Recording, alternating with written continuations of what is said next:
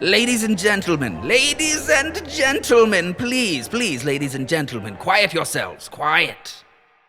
Here, today, we reveal the greatest scientific principle of our generation. The great advancements put forth by the Royal Academy of Sciences have brought us to a reasonable point of medical science, with the recent advancements in anesthesiology and antibiotics saving thousands of lives worldwide. But here, today, you will truly see the reach of our scientific powers.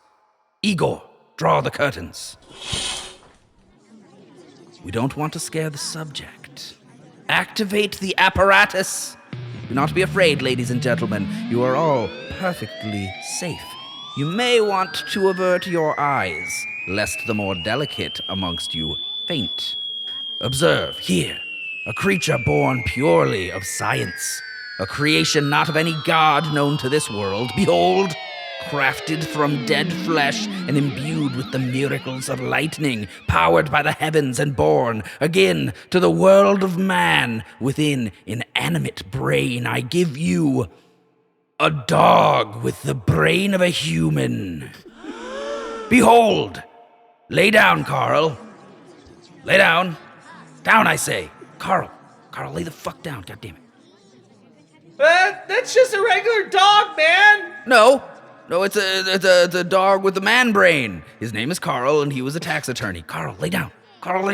That's a dog with stitches. You drew him on his head, you fucking liar. Nuh-uh. He's just retarded because of the dog operation, and he was dead for like a week. Look, Carl, what's on top of a house? Roof. He said roof. Carl, what's on a tree? Bark. See, he said bark. He's a man dog.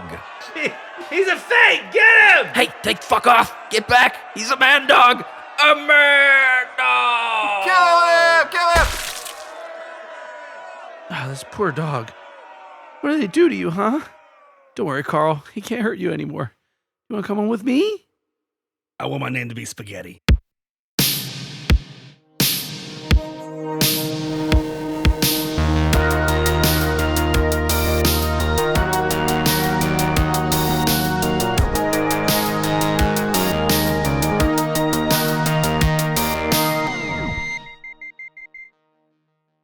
Oh, hey guys. Welcome back to Delete Everything Podcast. It's fucking, God damn it. It's our podcast. I didn't think of a metaphor. Welcome to our podcast. Well, no, I just realized I'm reading this from a different episode, so the metaphor doesn't correlate. Don't worry about it. Patrick's not prepared today because I'm the one in the driver's seat. Hang on. God damn it. Rate, review, subscribe. Okay. Our university of whatever it is that we do, because it's only marginally based on science, but we are going to teach you some fucking shit. We are going to delete all of the things that you have misremembered and mislearned, and we are going to fill in all the blanks of the things that you have omitted from your brain. I am your professor. Actually, Riley's your professor this week. Yeah, that whole intro was fucking terrible. You mishmashed that whole thing. Who's your professor, baby? It's you. Say your name. My name's Riley Bowen. Hi, and I'm the tenured professor of archaeology. And I'm the research assistant, Patrick Wall. Thank you guys, first and foremost. Joining us today is tree pooper Dwight Mosby. Yes, Dwight pooped from a tree one time, and he's our guest today. Would you like to redeem yourself on the tree poopage real quick, Dwight? I don't know if I can redeem myself anymore. It's 20 years ago. At 20 years ago. Well, before we crack this fucking thing open, giant thank you to anyone who left us ratings, reviews, Spotify comments, etc. We appreciate that so much. And if you have been listening and have been liking, the best thing you can do for us is give us 5 stars, leave us a review if your streaming app allows that. Leave us a comment on Spotify episode that you enjoyed. Those are the things that boost us as a business in terms of, fucking charts and algorithms and all that back office shit that we obsess about behind your backs. Also, big news, we are going to be doing our first live show ever. You've still got like a month or so to prepare. It's going to be on the evening of Tuesday, September 9th. That's our 1-year anniversary, guys.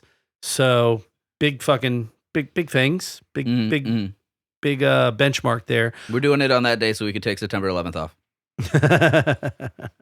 So we're going to be having our most manic energy best friend, Brian Velez, who has been on one episode and probably only ever listened to that one episode. That's episode 13, Children's Horrors. Children's Horror. Children's Horrors. Children's Horror. He is going to join us. We're going to do a live show, and he is going to have to run down every episode that we've ever put out in the first year. And he's going to have like 30 seconds per episode to explain it with zero knowledge of like 99% of it. So that should be fun. We'll also do some Q&A stuff. Maybe we'll have some other guests join us in the studio. Who the fuck knows? I don't know what to expect. We might not even have anybody join us on the live podcast. I don't know. Special guest appearance by Blinky the Leprechaun. Was I Blinky the Leprechaun? Yeah, you were. Oh, fuck. I don't remember any of these things that I did at some point in my life. Still be paying me pot of gold, Oh, lad. that's right. I do remember Blinky now. Fucking, that guy was a nightmare.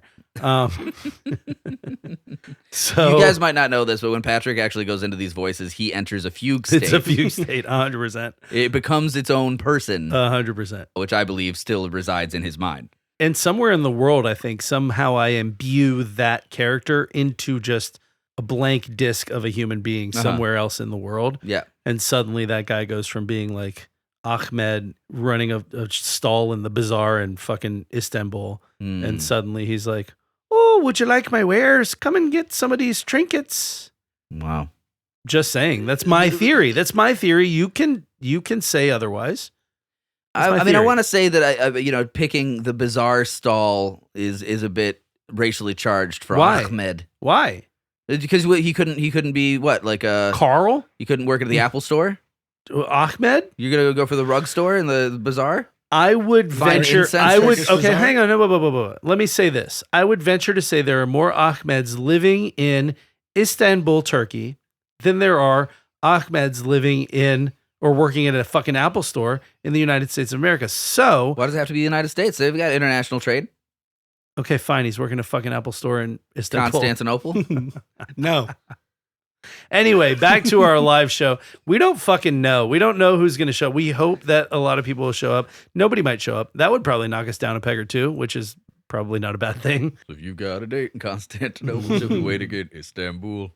But yeah, that shit should be fun. So that will be, by the way, on YouTube Live. We figured that most people have YouTube on their devices already. So rather than ask people to download Twitch or Discord or stream or whatever the fucking youths are streaming their fucking videos and shit on. I'm a these plop days. streamer on Klingo. We figure we just keep it simple, keep it on YouTube. So fingers crossed that doesn't turn out to be a dumb move. Cool. You guys know the rest. Instagram at Delete Everything Podcast if you want to see photos of this or any other episode. Fuck, I gotta put up the Instagram. Yeah, maybe you thought like the Night Witches were badass, and you're right, by the way, they were fucking badass. But if you want to see some photos, like if the story's in your brain, you're like, oh, that's fucking badass, and you want to see some photos to go with the story, our Instagram's got them. Finally, if you can't get enough and you just want more of us, you should join Mike and the gang at Patreon, and there you'll get a bonus episode every week. You get an extra 45 minutes or so of us being extra unhinged and not sticking to our topics at all. And that's a backlog of like 40 episodes or so that you can binge if you choose to do so. So that's patreon.com/delete everything podcast. And that's my whole thing. So let's get into some fucking pseudoscience, dude. Oh yeah, today's episode is about pseudoscience. I don't want to get into that yet. Hey Dwight, how are you? I'm doing great. How are you guys? Oh yeah, Great, Dwight's man. here. It's Dwight, good to have you. Hey. We've talked about Dwight a lot. Yeah, Dwight's great. He's one of my best friends. My whole life, we've been groomsmen in each other's bridal parties. It's true. The bridal parties? No, wedding parties. Just wedding parties. Yeah, wedding parties. Yeah, we've been best maids of honor to each Sure. other. You've just been each Yeah. other's groomsmen. Yeah, that's it. That's the word. That's the way to say Yes, that. we groom each other's horses. Another groomsman of mine, Tim Valley. Yeah, Who's Tim also Valley on as the well. show. Hey, Oh, yeah, you know, Tim Valley was on with just this big incestuous fucking voice box we got here. But Dwight, welcome. Hey, thanks. Hey. Good to be here. It's good to have you. Okay, so today is a sequel episode. You didn't even ask me about my week. I don't fucking. I've I been always there. ask you about I've your been week. with you for the whole week. Still kind of insensitive. Maybe Thank people you, want to Dwight. know. Thank you. Yeah, it's not for you. You know my week. How's your week been? Well, Dear diary. I guess it starts this way. No, my week's been fine. My week's been okay. You're wondering how I ended up here. You're probably wondering how I ended up here. No, it's just been it's been a normal week. You know, kids and work and shit. All right, cool. There's a wife in the mix. She's there. Hey, Riley, how's your week been? I don't know. It's been fine. Hey, Riley, how's your week been? I don't know. It's been fun. Oh, I may be starting a new job, but that's a different Stripping, thing. finally? Finally getting on the pole. It's Thank been God. I've been 30 years I've been considering it. Uh-huh. But, since I was 14, I guess. Yeah. Now I think I'm ready to take the step. I'm proud of you. Wackos, I believe. Right down the street from your house. I can walk there. And In heels, no less. I take the heels off. I walk there in the heels. I take them off by the time the night's done, dude. Oh God, can't wear the heels anymore. Yeah. Got to just carry them. That's rough. And walk at Jacksonville, too. Barefoot, no good. Get hypodermic needles and broken glass in your feet. I don't live in that kind of neighborhood. Yeah, you do. No, I don't. You live next to Wacko's Strip Club. Yes, you do. I don't live next to Wacko Strip Club. You could throw a baseball and hit Wacko's. I doubt it. Well, if you throw like a bitch, I guess. I live at least a fucking mile from Wacko. No, not a mile. Not I a will mile. clock it tonight. Okay. I'm clocking it. All right. Do I need to do as the crow flies, or No. do I need to turn into a crow and fly to Wacko's? Can you turn into an owl? So Yes, I'm Today's an anamorph. today's the sequel. If anyone remembers or tunes into or has tuned into our previous Pseudoscience episode, you might remember a couple of the topics we talked about. We talked about Dr. Wilhelm Reich. I don't even remember the topics we talked about. Yes, you do. I brought up Wilhelm Reich 8 billion fucking times because it's like probably my favorite topic we've talked about. Yeah. I actually I have the book, Peter Reich's Book of Dreams, being delivered to my house as we speak. Yeah, Wilhelm Reich, big on jizz energy. Yeah, cum energy. He was a big cum guy. Oh, yeah, I remember. Big cum guy, yeah. Yeah, it's all about cum. Yeah, all about coming so good, coming so hard. That was that's on his gravestone, is Wilhelm Reich, here lies Wilhelm Reich, coming so good, coming so hard. That's a cool gravestone. I mean, listen, I'm not going to say I'm going to steal that, but I'm going to do some amalgamation of that for my gravestone. Yeah, that gravestone, anyone can tell when they look at it, rock hard. So we talked about him. We talked about some scammers. We're gonna talk about some interesting scams in the pseudoscience history of predominantly America here, and a couple more contemporary things. But I'm gonna start off with a string of mysterious deaths. Okay. Dun dun dun dun. Just based around pseudoscience or just in general? Just listen to story structure. I'm building you start with the deaths and then you reveal. Do I not get to be a fucking part of this? I don't get to have questions? Well, you can have questions. I can't answer them though. It ruins the story structure. Oh, okay. Well, then, so you just say, It's like we'll what you're get doing there. is talking in a movie theater right now. What? Margaret Hogan. I'm not going to make the joke. An 89-year. No, don't. I didn't. Mm-mm. So you had to bring attention to the Don't fact go that in I there. wasn't going to make the joke? Like a black guy. No. God damn it. Margaret Hogan, an 89-year-old widow who lived alone in a house on Prussia Street in Dublin, Ireland, was found burned almost to the point of complete destruction on the 28th of March, 1970. Plastic flowers on a table in the center of the room had been reduced to liquid, and a television with a melted screen sat 12 feet from the armchair in which the ashen remains were found. Otherwise, the surroundings were almost untouched. Her 2 feet and both legs from below the knees were undamaged. A small coal fire had been burning in the grate when a neighbor left the house the previous day. However, no connection between this fire and that in which Mrs. Hogan died could be found. An inquest, held on the 3rd of April 1970, recorded the death by burning, with the cause of the fire listed as unknown. What kind of fire? Just a fire. What was in the fire? The cause of the fire. What was in the fire? She was. On On the I think you 24th said a coal fire. No. There was a coal fire burning in the grate. What kind of fire? Coal fire. Thick.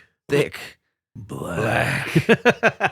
Coal. Hot coal. Coal.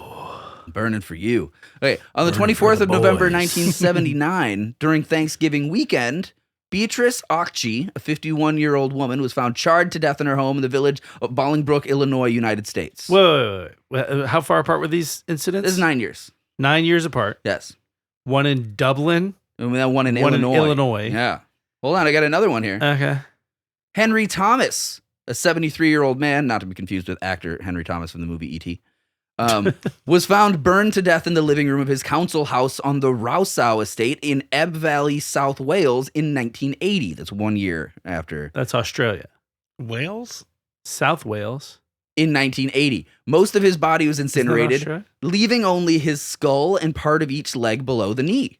The feet and legs were still clothed in socks and trousers. Totally Australia. Half of the chair in which he had been sitting was also destroyed. Police forensic officers decided that the incineration of Thomas was due to the wick effect. Wait. Are you doing spontaneous combustion? God damn it. God damn it. What?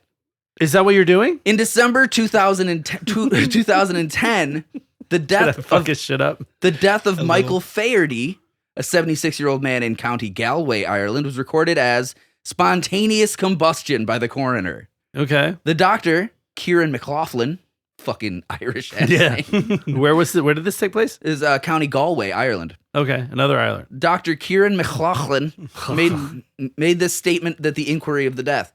This fire was thoroughly investigated, and I'm left with the conclusion that this fits into the category of spontaneous human combustion, for which there is no adequate explanation. Yeah, because it's fake. Yeah. I did a report on spontaneous combustion in high school. Oh, yeah, maybe you should have hosted this goddamn episode, Patrick. Do you think of that?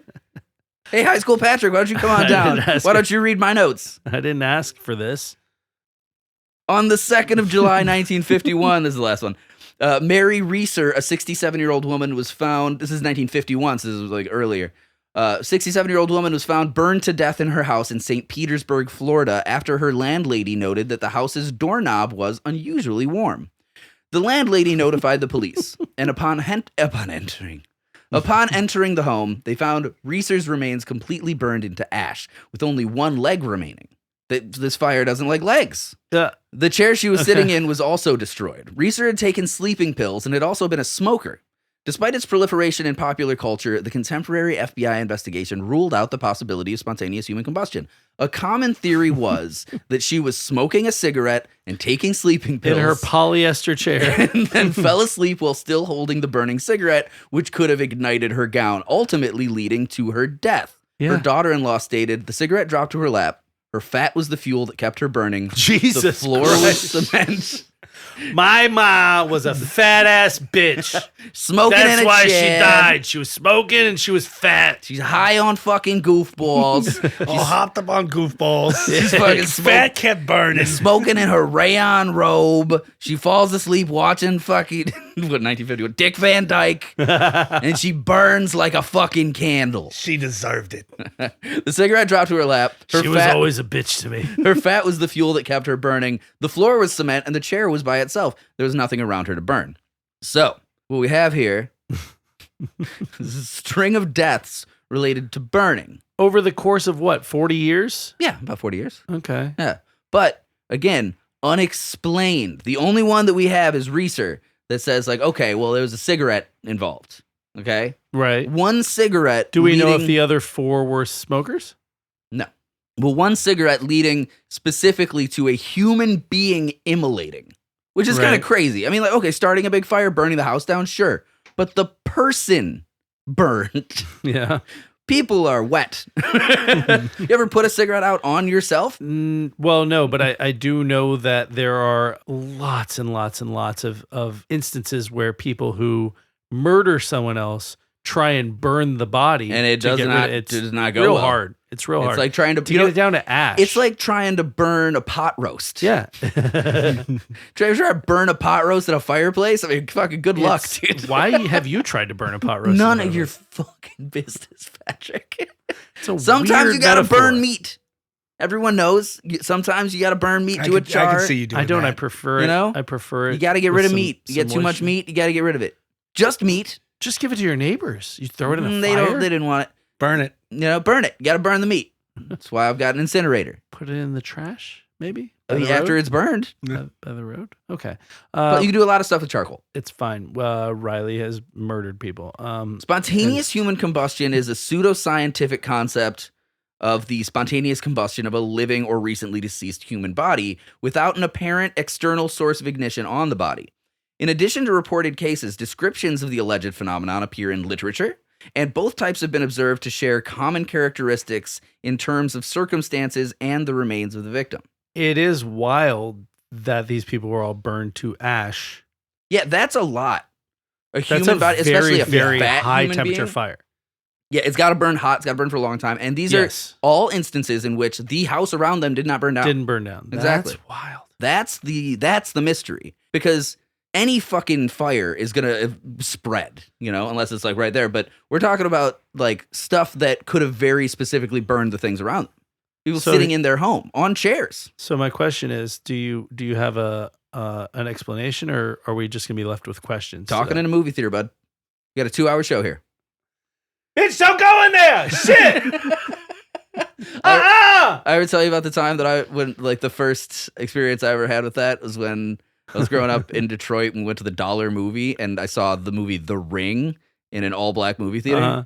It was amazing. I thought, okay, it was the best time I ever had. I was like 13. It was like the best time I ever had in a theater. I grew up just outside of New Orleans, and I just thought that's what the movies was. You fucking throwing popcorn at the screen and be like, no! Yeah, don't do I it!" just thought that was the movies. Dude, and then fucking- we moved to Florida, to St. Augustine, fucking Florida, when I was like 12, 13 years old, and I was like, why is this movie theater so quiet? You remember how the Ring starts? It's just the two girls talking about like, and then there was like a scary phone call, and then the phone rings, and like I didn't expect any of this because I'd seen a million movies and hadn't been in a black theater before, and fucking, or at the very least, it was an empty theater usually when I went.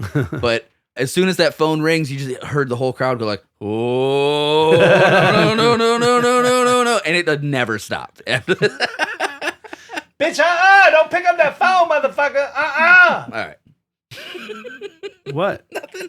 That's what it So sounds like. scientific investigations have attempted to analyze reported instances of spontaneous human combustion and have resulted in hypotheses regarding potential cases and mechanisms, including victim behavior, habits, diet, alcohol consumption, and proximity to potential source of ignition, as well as the behavior of fires that consume melted fats.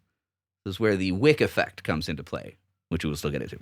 Okay. Natural explanations, as well as unverified natural phenomena, have been proposed to explain reports of spontaneous human combustion, or SCH.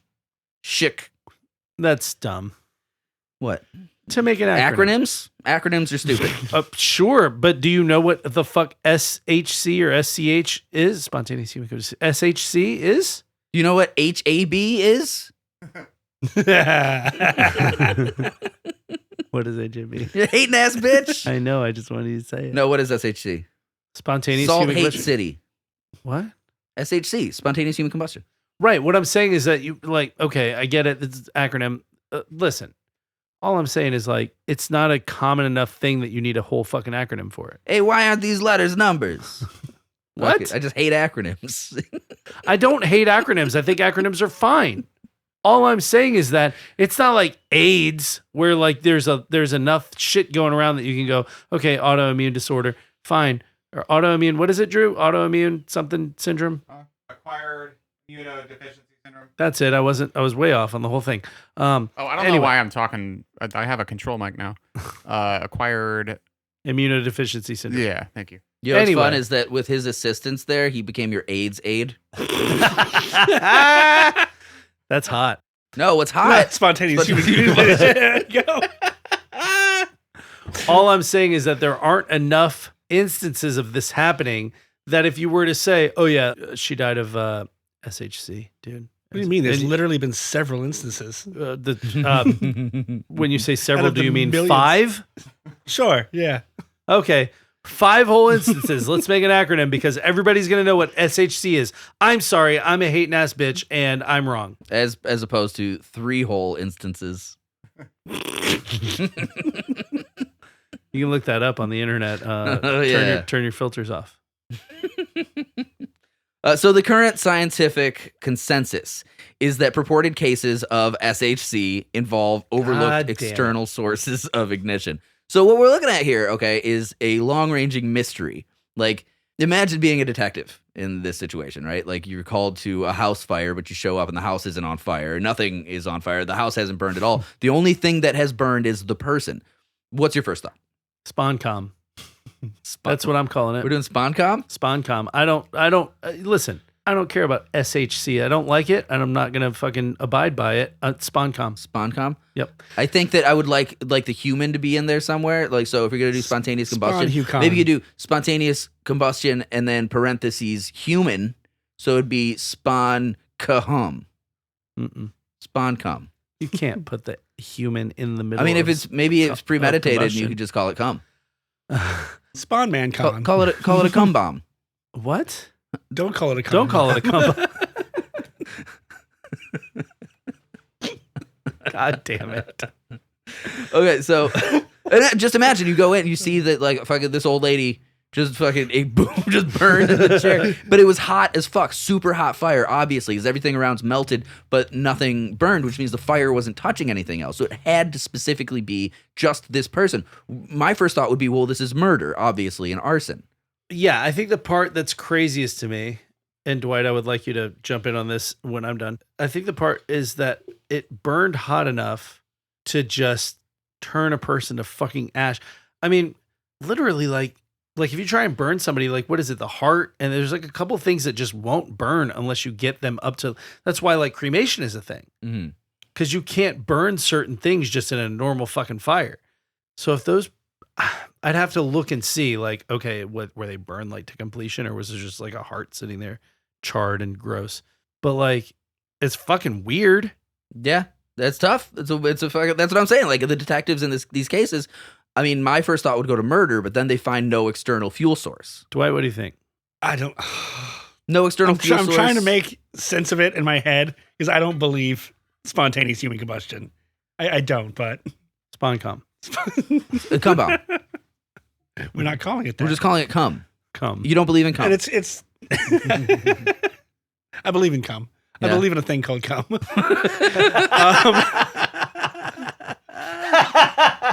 I believe in a thing called cum. But yeah, I get the flowers and everything, but even the concrete floors, like you were saying, Patrick, like to do that to a human body and not affect anything else around it. Yeah, it's weird, but Well, what about this? I think there were explanations. If they're okay. We just choose to believe. If they're sitting in a chair, here's the thing that I would like to know: is every instance of this in like a chair, in like a lazy boy or a sitting chair or whatever, that's kind of set in an area of the room that's not around any, like within 3-4 feet of something else that would be combustible.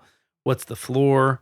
What's the, like what's the construction of this building, and what's the makeup of this room? Because I could believe a situation where somebody with a cigarette in their hand passes out, the fucking shit goes in the chair, and the chair's made out of fucking polyester and rayon and fucking shit that just It should just go goes up though. That's quick. what I'm saying. Like, bip. yeah.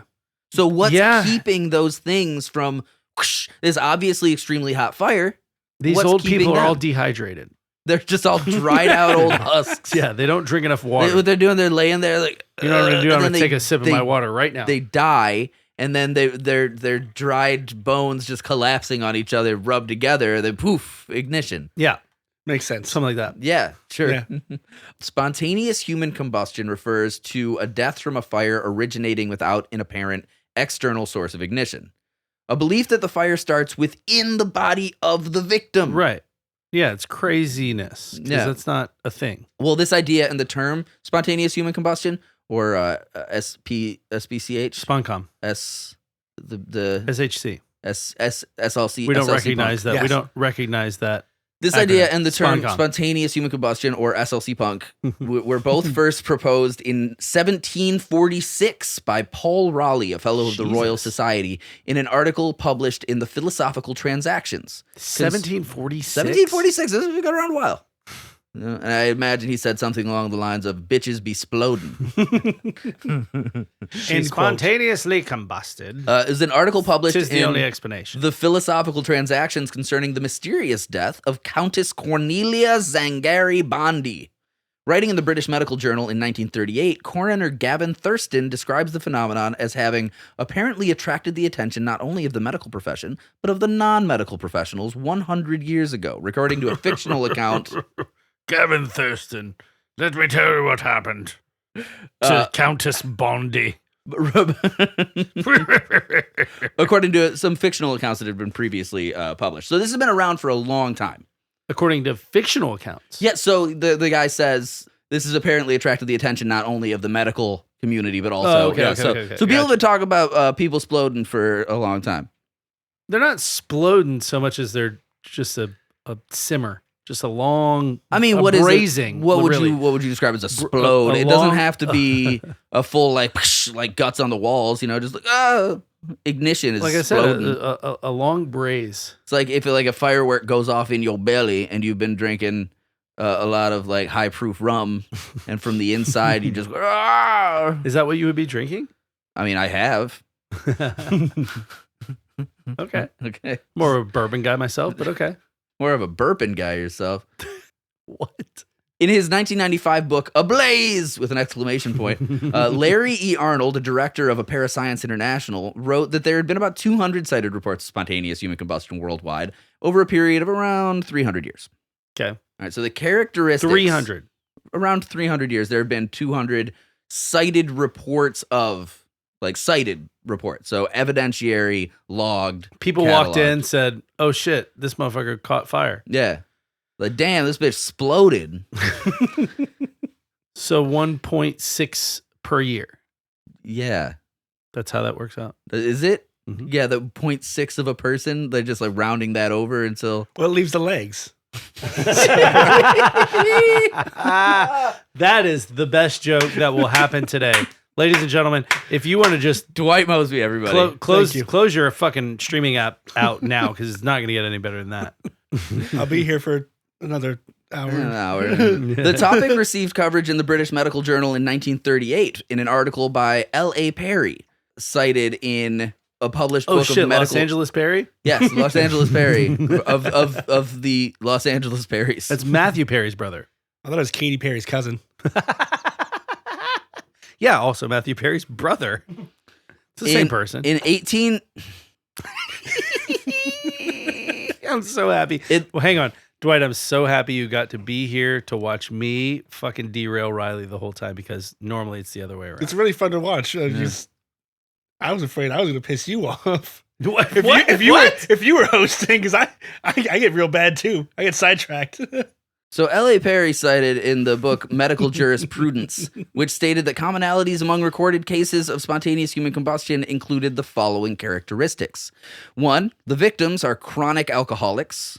2, they're usually elderly females. 3, the body has not burned spontaneously, but some lighted substance has come into contact with it. 4, the hands and feet usually fall off. The fire... Just fall off. Just blip. So they're dried up, non-hydrated. Dried up old ladies take a little walk. Not in their dried up hydrated. ladies parts. Great fiction. They're alcoholics who are definitely dehydrated. Yeah, their parts fall off. The fire has caused, number 5, the fire has caused very little damage to combustible things in contact with the body. Number 6, the combustion of the body has left a residue of greasy and fetid ashes, very offensive in odor. Gross. Oh. Alcoholism is a common theme. I just fucking did a whole Vincent Price laugh right there. Did you hear the yes, fetid ashes, greasy and fetid ashes. Alcoholism is a common theme in early SHC literary references, in part because some bomb references, in part because some Victorian era physicians and writers believed spontaneous human combustion was the result of alcoholism, which makes sense because booze burns. Some of it. An extensive 2.5-year research project involving 30 historical cases of alleged sponcom from 1725 to 1982 was conducted by science investigator Joe Nickel and forensic analyst John F. Fisher. Their lengthy 2-part report was published in 1984 in the Journal of the International Association of Arson Investigators. This is the first real official investigation into the phenomenon. How much alcohol do you have to drink? 1 flaming Dr. Pepper, baby. Sambuca. That wouldn't be flammable. I don't know. I've seen some people. Dwight, didn't you try to take a flaming shot and burn your face off one time? I did. Oh, no. You dumb son of a bitch. Yeah, dude. I was already drunk and dribbled down the sides, and I used to have these giant fucking sideburns. Flame? Yeah, we did it all the time. But this one time, I fucked up real bad. My point is that He spawned his own com right then. My point is that you have, stomach acids. Once the alcohol goes in there, it dilutes to a certain degree. It's got to, with whatever else is in your stomach. Even if it's a fucking meal that you had 6, 7, 8 hours earlier. Yeah, I'm sure. You still have stuff in your stomach.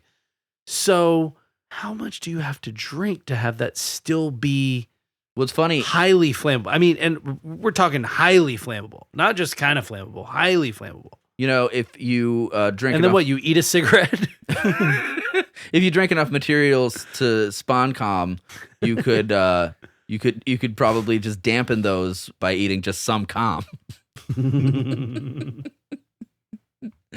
Fun, just a layer of com. So, an extensive 2.5 year research project involving 30 historical cases happened in 1988 and was incorporated 30? into 30 cases from 1725 to 1982 were researched by Joe Nickel and forensic analyst John F. Fisher. 85 to 1725 to 1982. So that's 180 years. 30 cases being looked at in the years between 1725 and 1982. This is the 180 research. years or 160 Yes, 30 years. 30 cases in 160 years. Okay. That's what they're looking at. This is the research sample. Okay. So the lengthy 2-part report was published in 1984 in the Journal of International Association of Arson Investigators. It was incorporated into their 1988 book, Secrets of the Supernatural.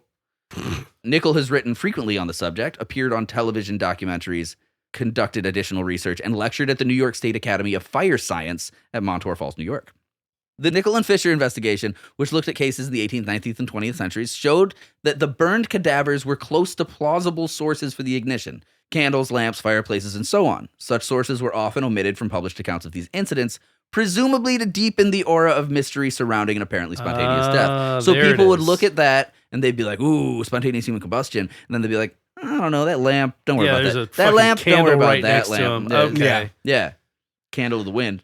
Like a candle in the wind. The investigations also found that there was a correlation between alleged SCH or SHC deaths and the victim's intoxication or other forms of incapacitation, Sponcom, which could conceivably have caused them to be careless and unable to respond properly to an accident. They're shit-faced. No, that's on fire. Shit-faced, sleeping pills, things like that. Yeah. Where the destruction of the body was not particularly extensive, a primary source of combustible fuel. They're on fire. They're just like, fuck it. Whoa, I'm on fire. oh no, Bruce Springsteen? Yeah. No. I'm a big Springsteen guy. I was driving a big fucking work truck through New York City a couple of months ago, and I was like scared because all the bridges are fucking way too low for that kind of shit, and you gotta like carefully navigate your way through the city to not like you gotta make sure you have the overhead. And I didn't know what to do, so I just rolled down the windows and fucking blasted Springsteen. Hey, little girl, is your daddy home? Not that one.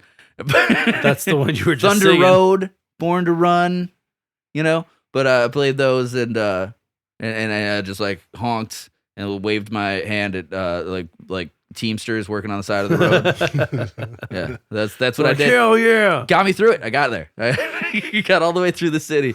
How did that help you navigate? You tell me. I don't know. Not everything has a scientific explanation, Patrick. Like Sponcom. Like Sponcom, yeah, exactly. Okay, go on. Where the destruction of the body was not particularly extensive, a primary source of combustible fuel could possibly have been the victim's clothing or a covering, such as a blanket or a comforter.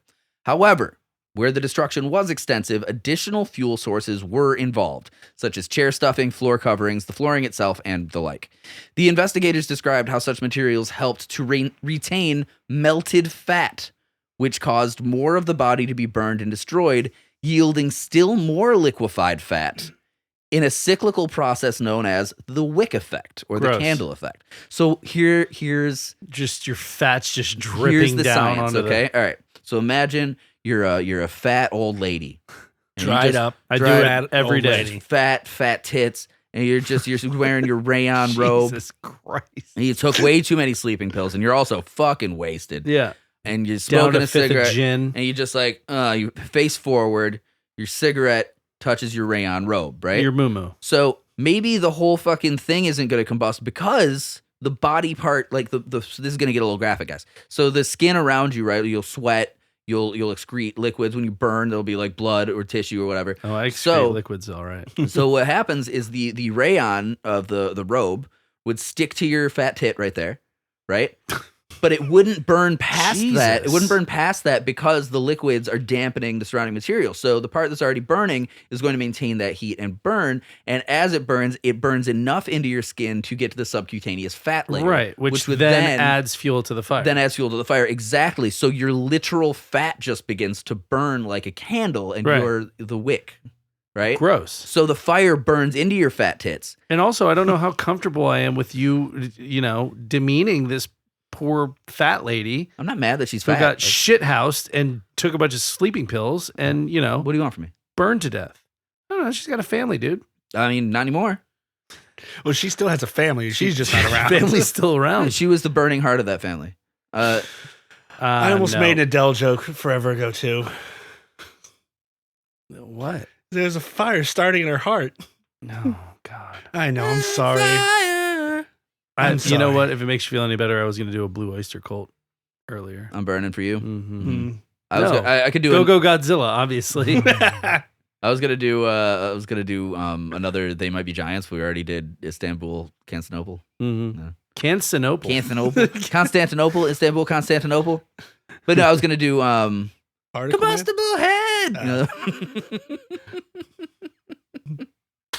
So anyway, so it burns into your fat tits, and then oh my God. the fire spreads, and as you melt like a goddamn candle in the wind, as you just start to fucking your fat hair drips and your eyeballs and shit, just, it's all goop, but the fat floats on top of the goop and the blood that's coming out of you, and you become this sort of like bowl, this like casing of burning greasy liquids, and you fucking melt into yourself until it finally reaches the apex, which would be your asshole, I believe. And then what? And then, so burning from the insides, right? You've got the wick. I don't like this. The wick of your intestines, right? Burning. I'm doing hand motions with all this. Your intestines are the wick? Sure. Yeah. Based on what? Based on what? What am I? A candle maker? So the way you're talking, so you're you fucking, might as well be. Would you know how candles, like scented candles, will like create that bowl of wax, and the outside sort of like will fall into it? Yeah, that's what's going on with this body, smoking up the room. But it's just this one contained little fire. So like the shit around you is really hot, but it's not gonna like burst into flames because you're not touching it. And the specific parts have all this blood, mucus, piss, just fucking soaking the area, keep preventing them from combusting until it reaches the bottom of the bowl, which would be in your asshole, right? And then maybe some leakage happens and the fuel source like drains out of that, and then eventually the smoldering will just like stop, and the only thing that'll be left would be your fucking legs. So the only thing that's stopping is your asshole. Yeah, exactly. Well, thank you guys for joining us this week on Delete Everything Podcast. I'm going to go vomit into my own ass. According to the Nickel and Fisher investigation, nearby objects often remained undamaged because fire tends to burn upwards, but burns laterally with some difficulty. The fires in question are relatively small, achieving considerable destruction with the wick effect, and nearby objects may not be close enough to catch fire themselves. Yeah, like a modest campfire. Sure. Yeah, like if something's, like I said earlier, 3-4 feet away, it won't be able to catch fire. In a 2002 study, Angie M. Christensen of the University of Tennessee cremated both healthy and osteoporotic samples of human bone and compared the resulting color changes and fragmentation. The study found that osteoporotic bone samples consistently displayed more discoloration and a greater degree of fragmentation than healthy ones. And elderly women frequently have osteoporosis. Exactly. Wow. Yeah. I didn't just want to talk about this because it's fucking gross and weird. They got holes in their bones. Yeah, they got fucking fucked up bones. There's there's science Brittle, inside of the bones. pseudoscience that's fascinating. Brittle Holy Bones, Right? Cool band name. Brittle Holy Bones. Brittle Holy Bones. Coming up this week, Brittle Holy Bones opening for Blur. Because they're back too now. Are they really? I don't think so, but they should. They should go. Nah, I think It'd be cool if Gorillaz are Blur doing just fine. like attacked fucking Oasis on stage and murdered one of them. Just one. The nice one. There's not a nice I don't know which one. Well, is then nice. either or. I don't care. Yeah. Pick one. Flip a Kill coin. them both. So the scientific consensus is that incidents which appear as spontaneous combustion do in fact have an external source of ignition. That is like a candle in the wind. never knowing who to cling to. Do we talk about that on air, that fucking Elton John rededicated that song after Princess Diana died? Yes, we did. Because it was originally it was a Marilyn Monroe song, yeah. And then Princess Di died, and he's like, oh, fuck, I need a song. I'm going to take this. Sorry, Bear. And She's been dead long enough. Let's get a different broad in here. so the natural explanations. Not like I want to fuck her anyway. I think we've come to this. I'm just going to. Wow. Wow. So the natural explanations are all just, stuff like smoking is often seen as the source of the fire. Almost all postulated cases involve people with low mobility due to advanced age or obesity, which leads to a fat ass. Can't get out of the chair. Right? Well, yeah, but you're already fucking dying. I'm on fire. At what point do you wake up and be like, oh, fuck, it's in my tits? That's what I was wondering. Like, how much booze do you have to drink, and how many sleeping pills do you have to take to not even wake up and just sit there? There like is that? a horrifying possibility that in some cases somebody wakes up and they're fucking and they're unable their to robe move. is already Yeah. burning, and they're like, Yeah, and they're Thank you. I can visualize that. they're too old. They're too old and immobile to do anything about it. That's Jesus, man. fucking. Oh my god. Well, that is the most horrifying fucking thing. victims show a high likelihood of having died in their sleep or having been unable to move once they'd caught fire. Do you think maybe they inhale their own gross Their own tit smoke fumes? and just fucking choke on it? Stop saying fat tit stuff. There's your soundbite, Drew.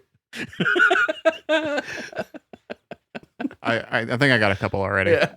I mean, yeah, I would say that the smoldering, I mean, even either of the rayon or whatever clothes they're wearing. What I'm saying, yeah, or their so skin smoldering, right. yeah, like I'm so sure. if somebody's in like a structure fire, typically they die of smoke inhalation before the fire. Exactly, ever I'm gets sure to it's them. the same thing because your fucking head is right above where the fire is. Yeah. Right. So like, the chair and the if you got a bunch of fucking sleeping pills in your system, you might not even notice you're asphyxiating until you're gone. Jesus. Right. That's brutal. I mean, that's a nicer way to think of it. That's got to be the most than fucking waking up and brutal just thing. and trying to put I yourself don't out like with that Mountain either. Dew. It's not working. The only thing you have next to you is a bottle of gin with like two shots left in it. You drank the whole rest of it. There are other Everclear. explanations as well. Like natural causes such as heart attacks could be seen as leading to the victim dying, that doesn't and say then on fire, just dog. being dead and the burning happening. Because things like I mean, think about how preventable it is. Like, oh fuck, I'm burning myself with a cigarette. Oh fuck, most cases. you You're just like, fuck, react to it. I've fallen asleep smoking a lot in my life, and I've like a couple of pairs of pants I think I burned a hole in at some point, or a blanket or something. But So never, you're saying when you get burnt and you're like, oh, and in the process of being like, oh shit, Yeah, you have a fuck, heart attack, shit. and then you just no, can't I do mean anything like about they it? could be smoking a cigarette and then just fucking die. Or it doesn't have to be a cigarette specifically. You could have like a fire in the hearth, right? Or your blanket's too close to it, and where you would have shifted your weight and moved away if you got too warm at a certain point. Now you're dead. So the fucking your shit catches on fire and it burns. But what the important thing to note is that is the reason why the rest of the house doesn't burn, because either sweat or subcutaneous fats or liquids coming out of the person are dampening the surrounding area and keeping it from whereas the fats would float on top of whatever goopy body liquids coming out of your fat tits. Jesus Christ. That's, yeah, I mean, it's weird, but yeah, okay. There's more. I feel like stuff we have to this. set an old lady on fire now. That's the only way I can know for sure. But the alternate hypotheses involved here, okay, because this seems like pretty open and shut sort of thing, but any scientific mind is gonna like think that okay, it's probably this wick effect, but any stupid asshole is also gonna be like, nope, I think like fucking aliens fucked them to death and then burned them. Jesus was mad and set her ass on fire. That's it, yeah, That's she a didn't, fucking eternal hellfire. And I hope she gets used to it because she's going down for more. Larry E. Arnold in his 1995 book Ablaze with an exclamation point. I'm Larry E. Arnold. Here's proposed- my book, Ablaze. What? I'm Larry E. That's how Arnold. Goddammit. that's how we're doing the jokes now. Larry E. Arnold. That is Here's my book. Here's my book. It's called Ablaze. It's about titties Ablaze. catching on fire because goddamn eternal hellfire. So Larry E. Arnold in his book, She was Ablaze, with an drinking. She exclamation was point. drinking too much. She was taking sleeping pills. She was watching fucking Matlock, which is we all know is Satan's fucking playground. And now she's dead. Murder, She Wrote. That's Satan's playground. Just one sin after the other. She had it coming. I mean, yeah. It ain't. Listen, it ain't a mystery how she died.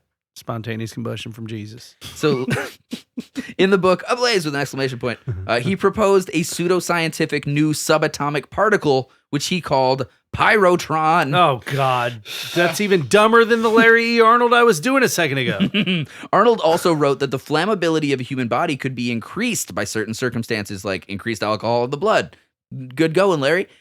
He further this proposed. guy sounds like a dumbass. He further proposed that extreme stress could be the trigger that starts many combustions. Yeah, you're just real stressed out, and you're fucking. I've been You real explode. stressed out. I've never caught on fire because of it. Yeah. Here's my alternate hypothesis: if you're yorking it real hard, you also taking some sleeping pills, Yeah. so you can't really feel The friction. on Yeah. your hog, Uh-huh. and then it starts to smoke, and you're not even paying attention, and then your dick explodes. Yeah. Science. In the bad way, Yeah. not in the good way. It explodes in a Is bad way. was it rom-com? Is that what he gets calm all over the place? No, that's the good way. Your dick explodes for the spawn com. So the process may use no external oxygen to spread throughout the body, since it may not be an oxidant reduction reaction. However, no reaction mechanism has been proposed. He's like, stress. Dumb. How does it work? Stress does it. I want The end. Larry E. Arnold to lay on his back and lick his own asshole right now because that's about the fucking Fucking what? the validity of that fucking theory is about as you know what? Not even. It would be more entertaining to watch him lick his own asshole than it would be to listen to that fucking theory again. Patrick, what the fuck are you saying? right now? Exactly. Fuck you, Larry E. Arnold. What the fuck? I'm angry. I'm angry at that fucking theory. It's terrible. It's dumb. Did anybody actually think this was real? No, researcher Joe Nickel, who's the part of the big investigation, criticized Arnold's hypothesis as based on selective evidence. Thank you, Joe. You get a front seat for when Larry E. Arnold licks his own ass. Front and center. All right, so in his 1976 book Fire from Heaven, UK writer Michael Harrison suggests that rom-com, is that what we're saying?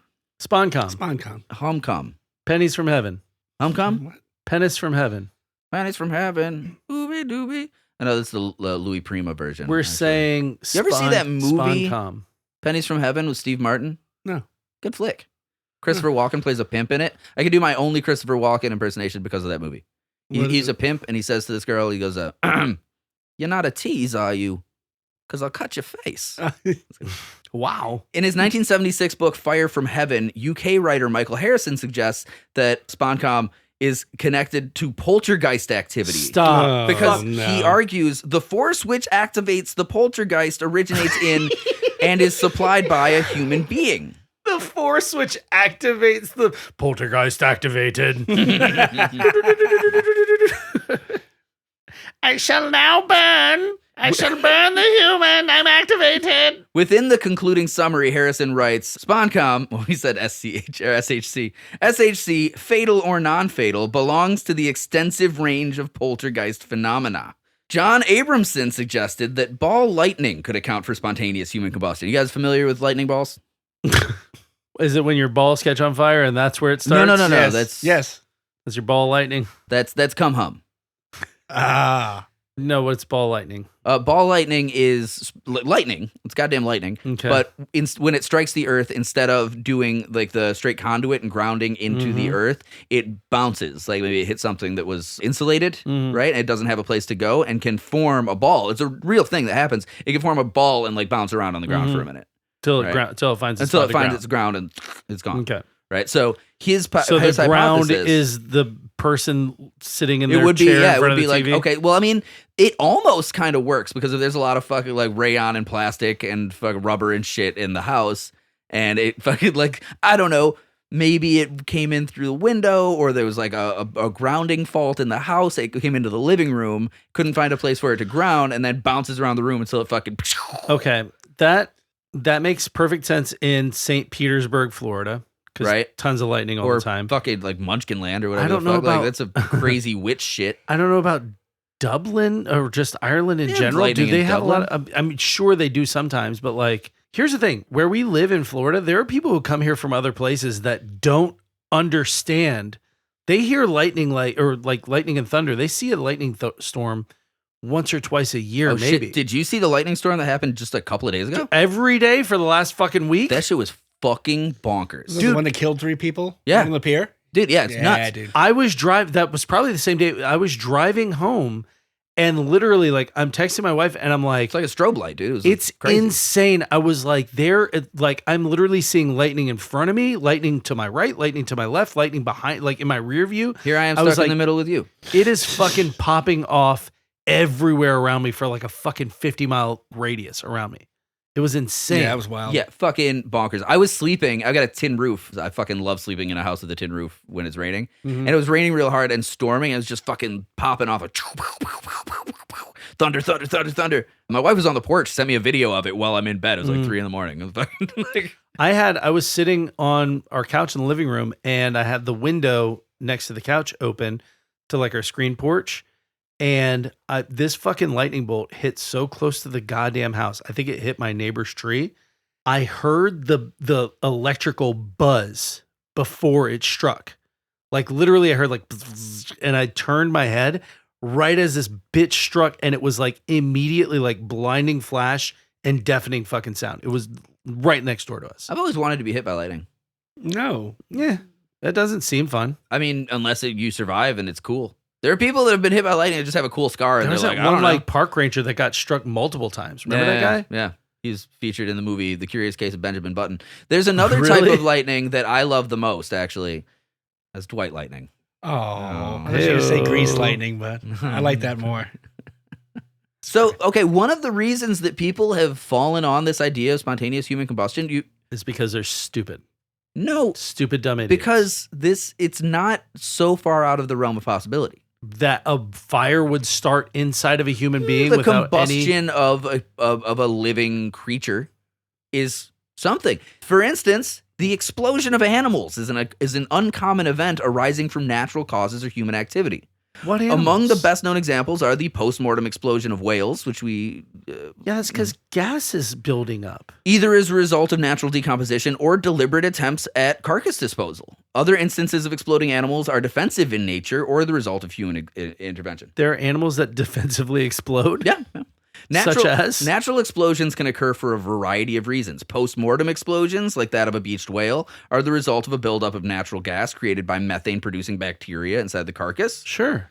Natural explosions... Got to go somewhere. Natural explosions which occur while an animal is living may be defense-related. A number of toads in Germany and Denmark exploded in April 2005. The Los Angeles Herald in 1910 reported... Just exploding toads? Exploding toads. Toads explode. Why were these toads exploding? What, am I a scientist? You're doing the fucking goddamn... This is your episode, The dude. Los No Angeles... more than I do. The Los Angeles Herald in 1910 I want to know about the reported... toad explode. More toad exploding. Less toad, more explode. Explode my toad. The Los Angeles Herald in 1910 reported a duck which exploded after consuming yeast. Okay. So, okay. Again, this is all Yes, but- chemical reactions. But okay. hear me out, okay? Okay. So this human combustion, all right, is spontaneous and non-spontaneous. It is not Just a fat lady downing yeast. It is not so far out of the realm of possibility that some fat, big-titted woman was perhaps eating a lot of sourdough bread, right? Drinking a lot of beer, right? She's got a coal fire burning in the grate over there, okay? And maybe Listen, she's been eating bread. She's she been drinking falls beer. asleep. She's got a fucking yeast infection, probably. She falls asleep, She fucking- sleeping pills, right? Lets out a massive fart. Oh my! It hits the coal fire. That Huh? is the most insane. You never lit a fart? No, actually, And I'm I don't not. like fart comedy. I want to point I out. have That's not, my actually. style. Me neither. Well, then why'd you? I have ask me seen in Dwight such do an it. incredulous. I didn't do it. I've seen people do it, but I never did it. I've seen people. None I've of us have watched done people it. do it. I've seen Andrew do it then.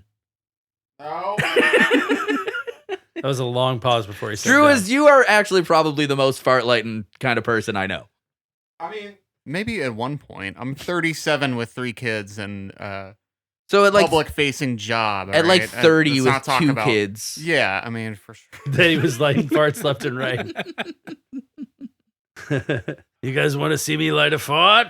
Sure. I mean, I have seen a lot of people light farts, and I have too. All I'm doing is I'm saying that is like there is That is flammable gases, That is such a wild theory. or perhaps what if somebody died, right? And then during the process of Their decomposition, fart lit on fire. maybe they had like a lot of coal and it burned slow, but they were decomposing at a certain point, and some gases erupted. Let me say this for the people that I have seen light farts on fire. You got to get the flame real close to your asshole. Yeah, I've understood that. But you got to wear jeans to prevent the ass burn. Yeah. So You also want to spread. You want to spread. You don't want those cheeks closed.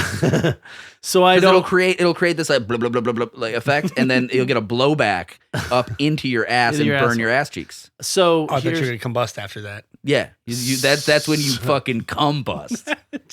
so for me to believe I did a that Yorkin it motion just then on the radio. for me to believe that somebody's sitting however many feet. I mean, what's the comfortable amount of feet away from a fire you have to sit? 6? I mean, If you're going to be in front of that fire for whatever duration of time, 5-6 feet, depending on how cold it is. 4 I feet. mean, how cold does it get in Dublin? You want to fucking? I mean, I've slept. You're not sitting closer than 4 feet. I to a have gone camping and fucking slept like on the fire. I have literally burned my legs because I was so fucking cold that I've slept next to a fire close enough to burn myself. fire. Were you outside? Yeah. Okay. Well, this person is in. All these people are inside. Maybe they're inside shitty houses. In the 1700s. Yeah. All I'm saying is that's a stretch. That's a stretch to go. They died. They had a big old greasy fart, and then that somehow caught fire from the brazier that they were too close to. Listen, and then now their if whole you body's on fire. combine the dual forces of greasy farts and fat tits, you have a fucking You won't let this fat X tits plus thing go. Y equals Z. You I'm got upset. a scientific principle here. I had 2 beautiful, wonderful grandmothers with big fat titties, and I'm really upset with you right now because you won't let the fat tits thing go. And most of the women, most of the women who were most dear to me in my life were overweight women with large bosoms, and that's all. You're the one obsessed with the tits. This whole time, I've been imagining like my grandmothers, and you keep saying Stop greasy thinking fat about tits. your grandmother's fat tits. No. Thank you guys for tuning in. All right, back to exploding animals. Various military attempts have been made to use animals as delivery systems for weapons. Stop it! Was they going to make the animals explode on Al Qaeda? Sending toads. the exploding toads. Sending the toad explosion. Don't explode them. We're taking out Al Qaeda today, motherfucker. In Song Dynasty China, oxen carrying large explosive charges were used as self-propelled explosive missiles. It just like put some bombs on an ox and smack its ass and be like, that away. Put a bunch of black powder and have it sent in and yeah. hit it with a fire arrow. During World War That's II, cool. the United States investigated the use of bat bombs. There's a dolphin thing too, right? Weaponized dolphins. Bat bombs actually ended up getting developed by Batman. He used them to fight the Joker. Bats carrying small incendiary bombs. Well, at the same time, the Soviet Union developed the anti-tank dog, which I'm pretty sure we can figure out what that is. I don't like it. But fun fact about the anti-tank dog, those dogs were trained on Russian tanks.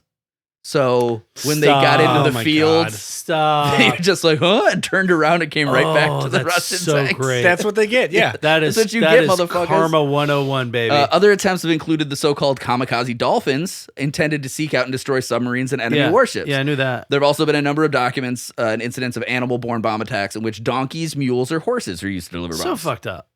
Some animals, I'm going to stay on this for a second because it's an interesting topic. Some insects explode altruistically at the expense of the individual in defense of its colony. This process is called autothesis. Several species of ants, such as science name, in Southeast Asia can explode at will to protect their nests from intruders. This C. sandersi, a species of carpenter ant, can self-destruct by autothesis. 2 oversized, poison-filled mandibular glands run the entire length of the ant's body. When combat takes a turn for the worst, the ant violently contracts its abdominal muscles to rupture its body and spray poison in all directions. That's Likewise, cool as fuck. Yeah. Likewise, many species of termites have members deemed the soldier class who can split their bodies open, emitting a noxious and sticky chemical for the same reason. It's obnoxious. Bugs are aliens, dude. Here's one. Bugs are fucking aliens. Bugs are aliens. Bugs are the craziest shit. Like, they should be bigger, I think. I don't know why. No, that would be terrible. I'm not, They I'm were not- at one point. I'm not endorsing that. We'd be gone so I'm just fast. saying, like, why are we here when you could just have bigger When fleas or bugs something? could be fucking just like, legitimately, if you had Mosquitoes fleas the size of birds. if you had fleas the size of dogs, then we're done. We're That's fucked. it. They'd eat us all immediately. ants. Crazy. Ants the size of a fucking Pomeranian would wipe this whole Frankly, species out. ants that just didn't like us very much and were like really interested in killing true. us would probably win. Ants their current size that Yeah, just were exactly. had it out for It was like, us. we're Yeah. done with you, It fuck. makes me think of Honey, I Shrunk the Kids. Anthony. You ever play the game Grounded? No. Grounded is basically, by the way, Riley, you would like this. It's a fucking survival crafting game, Oh, I video like game. that. I like that. That's basically Honey, I Shrunk the Kids. Oh, tight. That's cool. It's a mad scientist that shrinks these fucking 4 kids, and you're like in this backyard. Dude, literally a concept I had for a video game when I was a little kid. Yeah. I wrote up a treatment for it. I remember at my grandmother's house. You're in this who backyard. did not have fat tits, by the way. Well, She was That's for you. she was a frail, thin lady. yeah, you're in this backyard, and there's like just like you run into like a bubble gum wrapper, and it's just fucking huge, and there's like stuff. It's a cool game. It's super cool. Nice. I played Okay. it. I played it for quite a bit. So a couple more incidents here that tie into the spontaneous human combustion thing. In January 1932, the Townsville Daily Bulletin, an Australian newspaper, reported an incident where a dairy cow was partially blown up and died on a farm at Kennedy Creek near North Queensland. Townsville. What a generic fucking name for a place. The city of Townsville. The cow had reputedly picked up a blasting cap in her mouth while grazing in a paddock. Holy my shit. god! This was only triggered later when the cow began to chew her cud at a time when she was in the process of being milked. oh, The cow had its head blown off by the resulting Holy explosion, shit. and the farmer milking the cow was knocked unconscious. Oh my I god! don't know. I started yorking her tits, and then fucking head blew off. And that was the last time Seamus ever milked a cow in Townsville, in the city of Townsville Village. Okay. The explosive rat, also known as a rat bomb, was a weapon developed by the British Special Operations Executive in World War II for use against Germany. Rat carcasses were filled with plastic explosives and were to be distributed near German boiler rooms, where That it was was also expected That was also used in the movie Wanted. animated movie Ninja Scroll. Oh, fuck yeah. Better use than in Wanted. Wanted's Yeah. not a great movie, but it's speaking of the microphone, Drew. Sucks. Thank you. He's playing video games over there. It was expected they'd be disposed of by burning, with the subsequent explosion having a chance of causing a boiler explosion. So they would like fucking pack these rats full of plastic explosives and just toss them into areas where, like, when somebody cleaning them up, they're just going to toss them in the incinerator. Jesus Christ. The explosive rats never saw use, as the first shipment was intercepted by the Germans.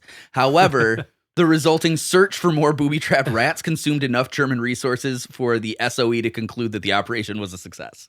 These rats are full of plastic All right, and explosives. one more, just because you're so goddamn curious. Don't trust any of the rats. In April 2005, toads in the Altona district of Hamburg were observed by nature protection officials to swell up with gases and explode, propelling their innards for distances of up to 1 meter. Wow. Yes. Toad explosion. These incidents prompted local residents to refer to the area's lake, home to the toads, as Toadsplode Tumpel Lake. des Toad, or Pool of Death.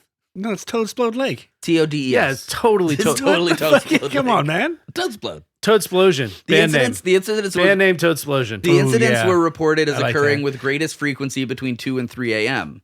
An environmental movement worker stated that at least 1,000 toads had died in this matter over the span of a few days. Between 2 and 3 a.m. You're just a guy fishing out on the lake. And he's like, According to Smolnik, the toad guts hitting you from every the direction. toads expanded As to 1,000 toads explode. Toads expanded to 3.5 times their normal size before blowing up. The toads were noted to live a short time after exploding. Holy shit. Oh my god! Initial And theories. this guy just rose back to shore, just covered in Dude, you're toad never gonna viscera. fucking believe what I And just he's saw. everybody called him Jimmy Toadsplode from then on. Initial theories had included a viral or fungal infection, possibly one also affecting foreign horses involved in horse racing nearby track. However, laboratory tests were unable to detect an infectious agent. Berlin veterinarian Franz Mutschmann collected toad corpses and performed a necropsies? I'm Franz Mutschmann. I will do this Necropsis on the toad. on the toads to find out why they are exploding. They hypothesized that the phenomenon was linked to a recent influx of predatory crows to the area. According to this theory, crows attacked the toads and picked out their livers through the skin between their chests and abdominal cavities. Yes. As a defensive mechanism, the toads enlarged themselves, but due to the hole in their body and their missing liver, their blood vessels and lungs ruptured and expelled their intestines. My theory is it was the crows. Mutschmann's theory was dismissed as unlikely by an ornithologist. Okay, so I want to move away from this particular pseudoscience. Sponcom, Animalcom, Okay. Toadsplodin. Toadsplodin. Move away from this because I think If you must. we've covered this area pretty well. Okay, but I would like to go towards now something pseudoscience-y that has been utilized as a fraud in the past, but still maintains its like, how do you say, je ne sais quoi? It maintains its allure over a long time, and that is the idea of perpetual motion. Okay. Right? Like I work in energy, I work at the solar field still. So for anyone who's been listening, I'm back at it. But like the idea of perpetually generative energy has been very, very enticing for everyone for a very long time. It is bullshit, unfortunately. It is. But that is because of the laws of thermodynamics. Right. Which we'll get into. Okay, so perpetual motion is the motion of bodies that continue forever in an unperturbed system. A perpetual motion machine is a hypothetical machine that can do work indefinitely without an external energy source. Which is part of the issue because there are a lot of like videos out there where people have built like perpetual motion engines. Yeah, absolutely. And like, oh yeah, my car just runs forever. I just turn the thing and then it just goes. And it's Well, absolute bullshit. They're scams. It's 100%. This kind of machine is impossible. It just is because its existence would violate the first and second laws of thermodynamics. The laws of thermodynamics apply regardless of the size of the system. The laws of thermodynamics, they're pretty complicated, but I'll just do a Cliff's Notes real quick. The first law of thermodynamics states that when energy passes into or out of a system, the system's internal energy changes in accordance with the law, which is why things get hot when you use them, or when you're swinging something on, like the fucking friction can cause heat. It changes the energy dynamic inside of something. Sure. So the idea of perpetual motion would have to adopt that idea that whatever energy is being used to move the object would transfer some of its energy then into changing the energy of the objects attached. Right. Does this make sense? You can't not have energy loss. There's always going to be energy loss. It just bleeds out. I mean, just like literally like sweat on your body, Like part of the energy that we use goes towards like an endothermic reaction where heat leaves our body. So the sandwich that Dwight just ate, if he's going to run around the room a few times, some of the energy from that sandwich is leaving his fucking body in the form of heat. You're going to shit it out, Dwight. You're going to shit and poop. Dwight, you're going to shit that sandwich out. You're going to shit and poop out of your butt. First out of law my of butt? thermodynamics says so. The second law of thermodynamics states that in a natural thermodynamic process, the sum of the entropies of the interacting thermodynamic systems never decreases. All right? So that means that the loss of energy isn't going to stop happening or decrease. No. So it like whatever you add to it is going to increase the amount of energy lost. Right. You're never going to be able to be like, oh, well, I'm losing 3% of my energy through these processes. And then like, oh, let's dial it down to 2 and keep the same input. Yeah. It's never going to happen. The easiest way to explain It'll this. dial itself down to 2 and then down to 1 and then down to 0. Exactly. And then it'll stop and the fucking shit won't work no more. Right. But I actually called. Unless you add some external fuel source or just when I was grab a thing and spin it real hard. When I was reading about this and I was listening to a book, I'm gonna do a whole library fucking release of what I use to research for this shit. But the book I'm reading is called Pseudoscience, An Amusing History of Crackpot Ideas and Why We Love Them by Lydia Kang, MD. Yeah, eventually you're going to do that Instagram post from last night, Yeah, too. it's coming. You know what? You can't feed me no energy and expect me to have high output, okay? Oh. Yeah, that's right. Right All on right. fucking brand Here you there. go, bud. I can't. Well, did you just offer me a beer? I did. 13 months sober. I'm the problem. God damn it. It's you. It's me. Walk the fuck out of here. I actually called a friend. My friend. Me first. I called my friend Justin Thomas. Who went to school for. Rob Thomas's brother. Yeah, Yes. Rob Thomas. He's in the band Matchbox 25. But he went to school for mechanical engineering. So I had to ask, like, all right, hey, I had this idea. So you know how when you're on a swing, right? So you're on a big tire swing. Mm-hmm. Wherever you start, you're never going to reach that apex again without Right. adding more energy. You're gonna slowly pendulum. Yeah. I'm The making the laws of fucking entropy. hand motion. The law of entropy is you're gonna slowly pendulum until it stops, right? And I thought, okay, so the input of gravity is creating that initial energy, and then you're not gonna outreach that gravity. Right.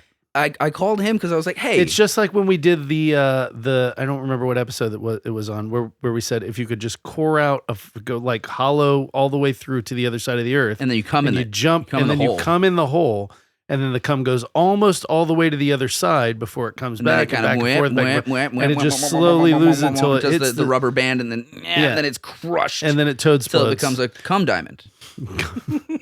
That's the only way to make those. That's the only way to make a cum in diamond. Minecraft. The movie. Yeah.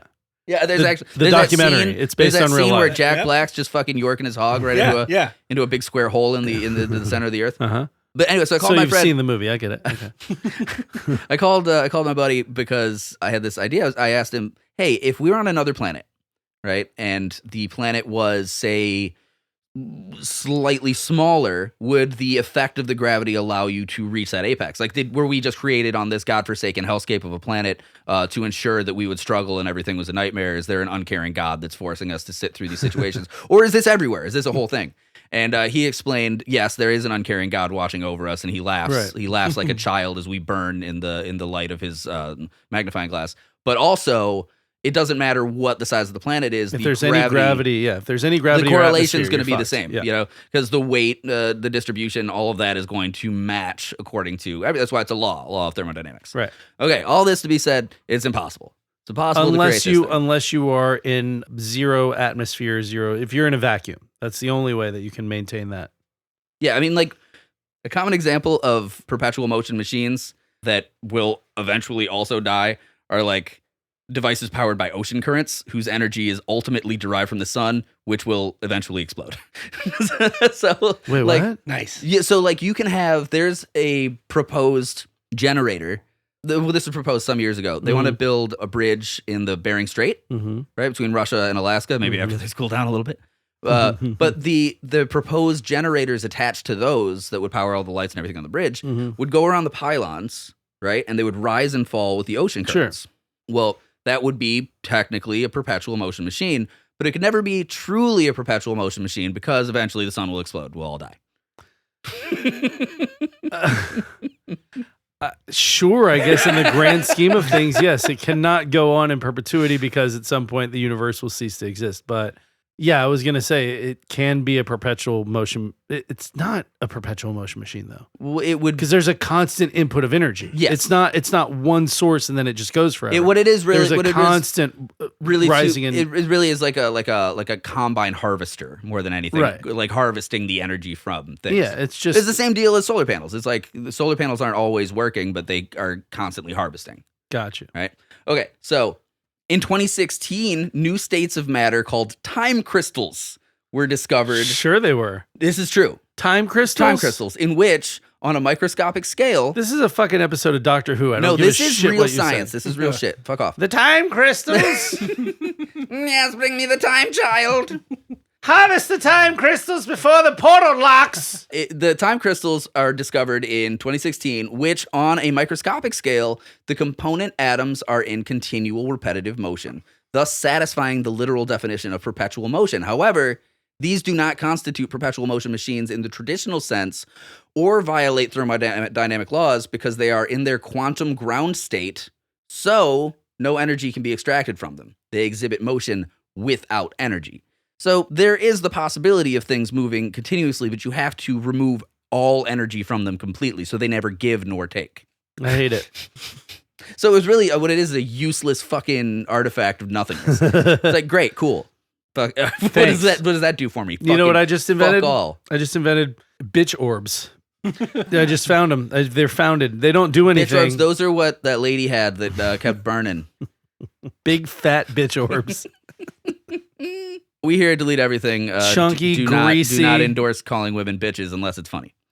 Well, But like in context, No, funny, not not as true. an insult. Not true at all. Not to insult, just referring just then to bitch orbs. hey girl, as- what's as up? like- Your bitch orbs are looking nice. Yeah, that's it. Hey, dangle your bitch orbs on my face. God damn, that was something. I What? think that's the worst thing that's been said today. Hey, dangle your bitch orbs on my face. Yeah.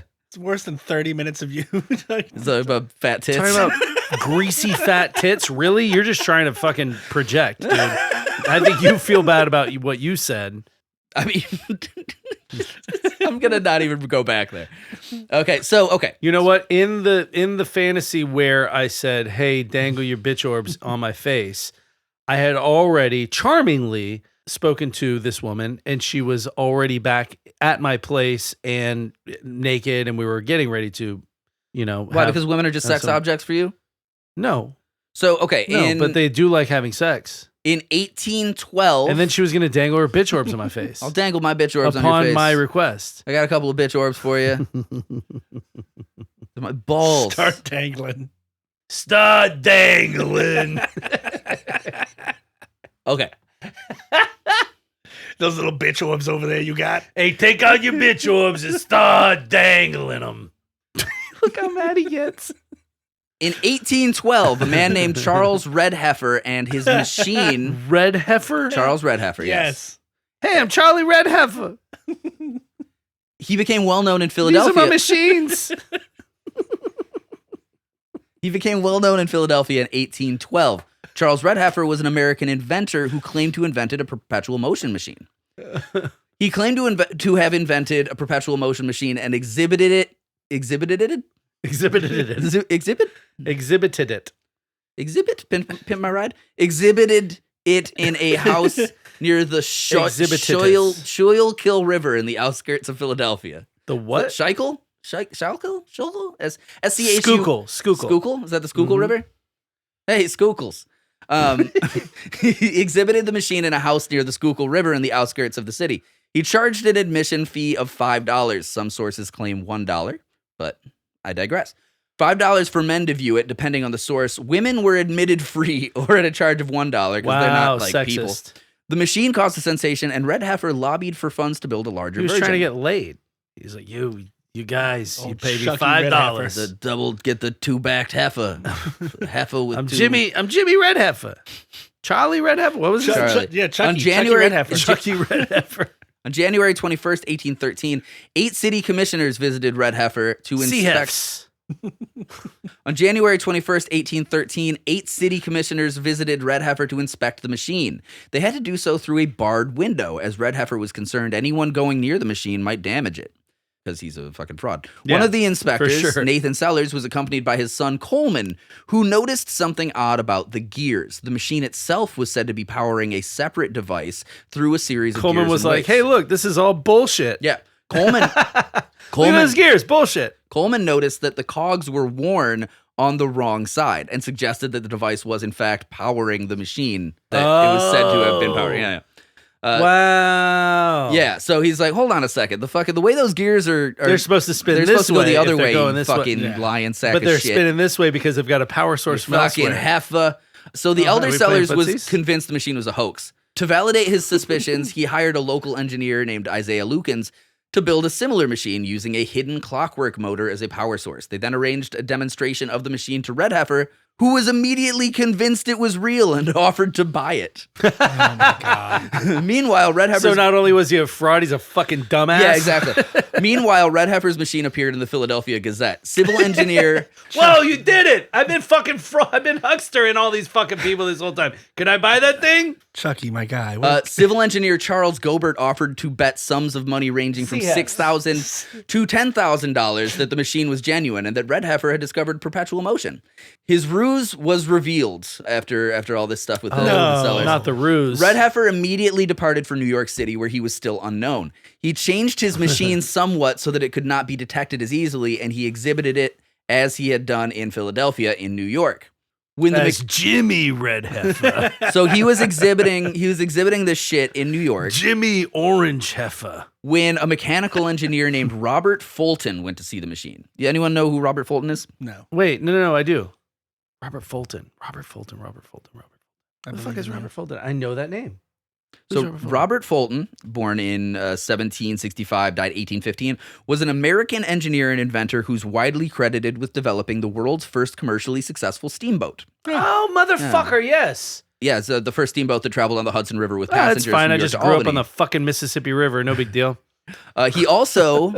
He was also commissioned by Napoleon Bonaparte to attempt to design a submarine, and he then produced Nautilus, the first practical submarine in history. Napoleon Boner, please.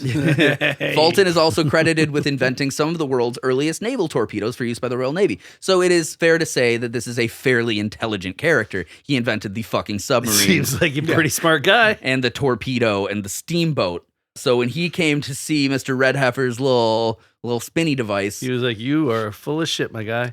when Robert Fulton went to see the machine, he noticed that the machine was unsteady, as if someone were driving it manually and irregularly with a crank. Fucking quit it. Fulton also detected that the sound was uneven, uncharacteristic of a machine's motions. He announced that the machine was a fraud and challenged Red Heifer, exclaiming he would expose the secret power source. Otherwise, he would pay for all the damage he'd caused. He's like, I bet you I can show you exactly how the fuck this is done, you scammy cunt. This is like some post duel calling out shit. Yes. Like we're not I shooting each challenge other you yet. to a battle of wits. So Red Heifer, I shall expose your fraud, here's the thing, the Red and if Heifer, I am unable to, I shall pay for the damages to your wonderful machine. Red Heifer agreed. He's like, have at thee, knave. You know? Well, fucking Fulton removed some boards from the wall alongside the machine and exposed a catgut cord that led to the upper floor. Oh my god! I thought you were gonna say it was just like an actual cat just losing its mind on like a hamster wheel, just like fucking just going crazy. He followed the catgut cord upstairs, where he found an old man who was turning a hand crank. Yes. Well, he was. Can I stop now? He found an old Keep man. cranking, old man. Whatcha? I've been doing this for 8 hours now. Can I stop? He found an old man who was turning a hand crank with one hand and eating bread with the other. Spectators realized they'd been duped and destroyed the machine. Oh my The Red Heifer was forced to flee the city. And then, Red Heifer kept fucking. Who are you? I'm Lucius Red Heifer. Charles is my grandson. Shut up, Granddad. He said he'd give me pudding if I just cranked this all day. Keep eating the bread. Hey, crank this all day, get some pudding. So this is Hey, I don't. so we come finally. I have a lot of pseudoscience that I could have packed into this, but it would take like probably a whole nother episode. There's some other things. This is an anthology, man. We can do another one whenever. Well, there's another one I was going to talk about in correspondence with human combustion and toadsploding was pyrokinesis. Pyrokinesis. Pyrokinesis, right? That's when you say flame on and then you can fly. And exactly. you're just Yeah, covered it's in fucking flames. flame on, the invisible bitch. Yeah, and shit, it's invisible. Bitch. That was a reference to a movie. Okay, I'm coming Reservoir out very Dogs. poor. This Reservoir Dogs. Fucking Tim Roth is like, The Thing. Yeah. And then the guy says, yeah, fucking flame on and the invisible bitch. And shit. Yeah. Yeah. It's a quote. Anyway. Yeah, I had several other, one of which is going to become a full episode on its own. Alchemy. It's going to be interesting. Alchemy. But there is this Shut up, one Lucius. thing in common. I'm Lucius Red Heifer. I'm an alchemist. There- Ooh. I'll turn your coal into gold. Just pay me money. Thank you. Who do I keep cranking this to? My hands hurt. Shut up, old man. Eat some bread. Where's my bread? Can I stop yet? Just fill him full of sourdough and let him light himself on fire. Eat your There's an sourdough explosion and from drink your beer. upstairs. That's how they On discover the it. smoldering remains of an old man. Okay, so in general, Mr. Red Heifer was talking out of his ass. Yeah, no shit. Is what it comes down to. Which, Wait, are we which, talking about Charles or Lucius? Charles. Lucius seems like a nice Lucius old isn't guy. real. Yeah. He's not a person. You invented this character. Lucius Red Heifer. But I think Oh God. it's fun to note that if somebody had actually been talking out of their ass or conveying messages with their ass, there is a field of science for this known For as ass messaging? known Ace as Ventura. rumpology. Stop. Fuck off. No. Shut the fuck up. Rumpology also Wait. Rumpology? did I Who made this up? Fucking stutter, Patrick? Oh my God. CNC Music Factory? That sounds like a CNC Music Factory song. Sir Mix-a-Lot. Rumpology. That does sound like a Sir Mix-a-Lot. Gonna make you sweat, baby. Yeah. Also, yes. Parentheses, everybody dance now. Rumpology, also known as Martha Wash, I believe, is the one who sang that hook. Yeah, legendary in the New York scene in the 80s. So, rumpology, also known as bottom reading, is It's just worse. That's worse. Do you want me to read this? Bottom reading? How about you just Google I want fucking you to rumpology bottom read it at off home? my balls. Also known as bottom reading, rumpology is a pseudoscience that claims to predict a person's future by examining the shape, lines, and crevices of their buttocks. Fucking shut the fuck It up. is considered a form of physiognomy. Physiognomy?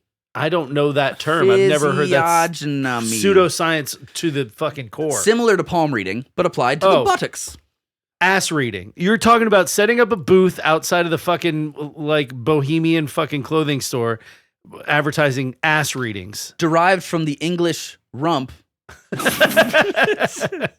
and Greek logia, meaning to study. From the Rex and Effects song Rump Shaka. You know what's fun is actually the English rump means firmament. So the history, it's kind of your body's firmament. The dude. It's history right there. The history of rumpology is pretty simple. It was invented by an American astrologer named Jackie Stallone, who claims that rumpology is known to have been practiced in ancient times by the Babylonians. When did Jackie Stallone quote unquote invent rumpology? I want to have a date? say I've got a date here. Was it within the last few decades? No. This is in the 1970s. This is the last few decades. So she claims that rumpology is known to have been practiced at ancient times by the Babylonians, Shut the up. Indians, and the ancient Greeks and Romans. Shut the fuck up. Although Jackie. she provides no evidence for this claim. Yeah, Jackie, your stupid ass. Oh my God. I In don't like addition Jackie. to live readings, Jackie Stallone will perform buttock readings using emailed digital photographs. And has She's got just a fucking folder on her computer of just asses. and she has claimed to predict the outcome of presidential elections and Oscar awards by reading the bottoms of her two pet Doberman pinchers. Oh, her Jesus Doberman's Christ. assholes tell her, or ass cheeks tell her who's going to be the president? I don't know if Dobermans have ass cheeks. They barely. Buttock, please. Sorry. It's also the crevasses and dimples. Jackie Of the sounds like the worst human being I've ever heard. on Other this practitioners other practitioners, including this gentleman named Ulf Buck, claims that he can read people's futures by feeling their naked buttocks. Oh, of course. Yeah. So Ladies only, please. rumpologists have a variety of theories as to the meaning. future?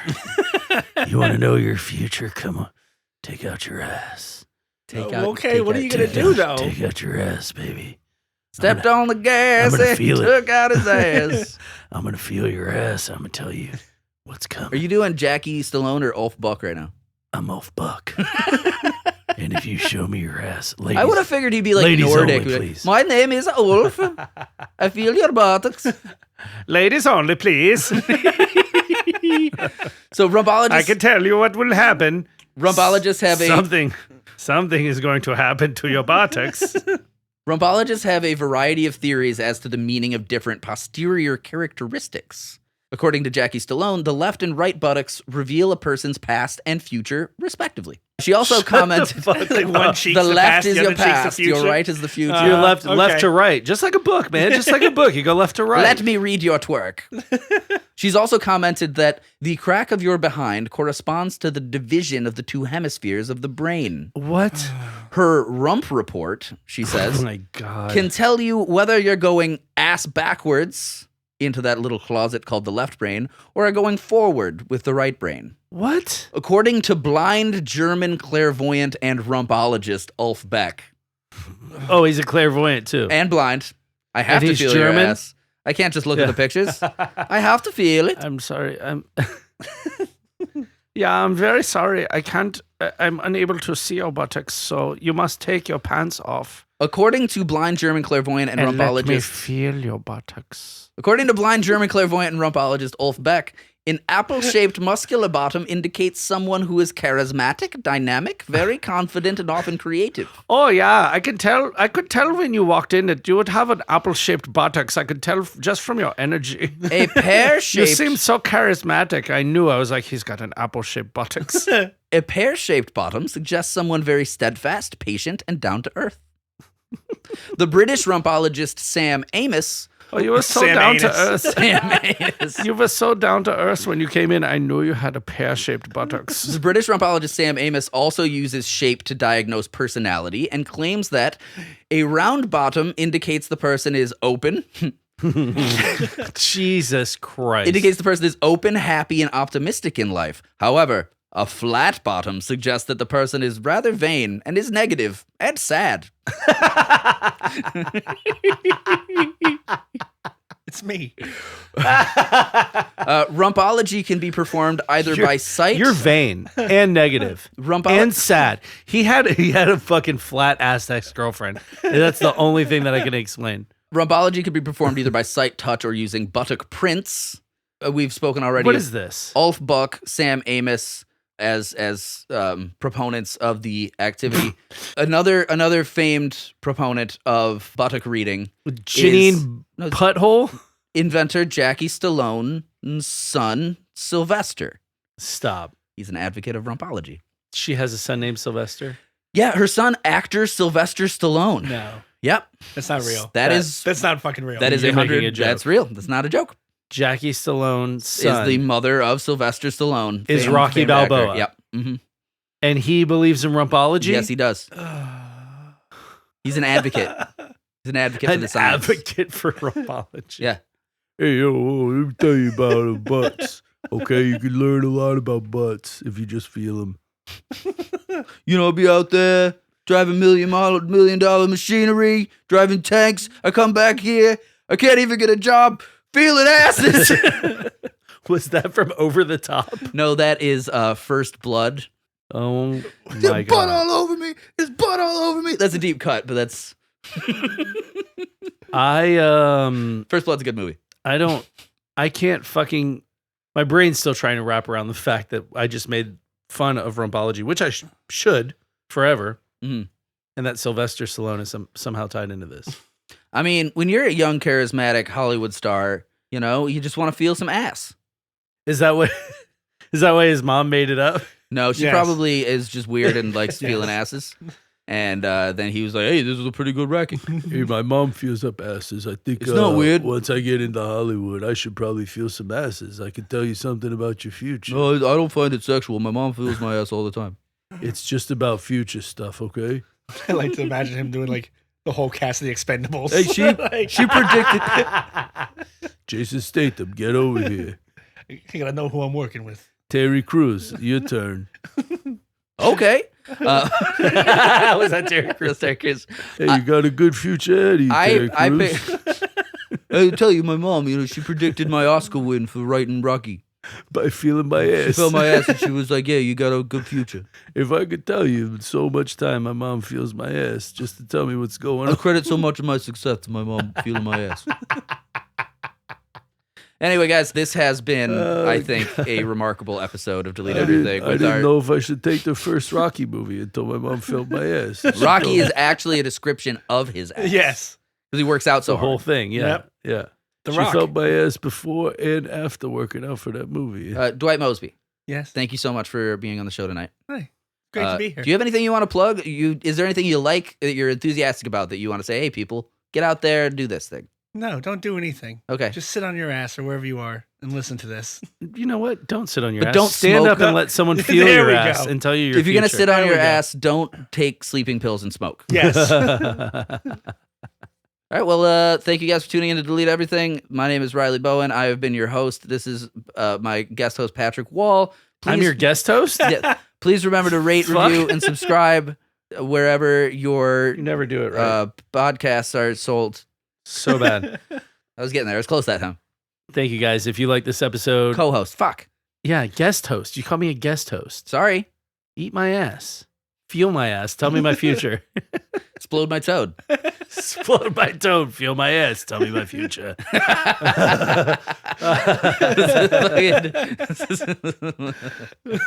If you Like a guys Fergie song.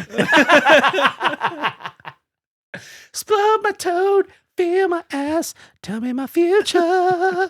If you guys like this episode, best way you can tell us is get online, whatever you're listening to, whatever streaming platform you're on. Give us a good rating, give us a good review, leave us a comment on Spotify.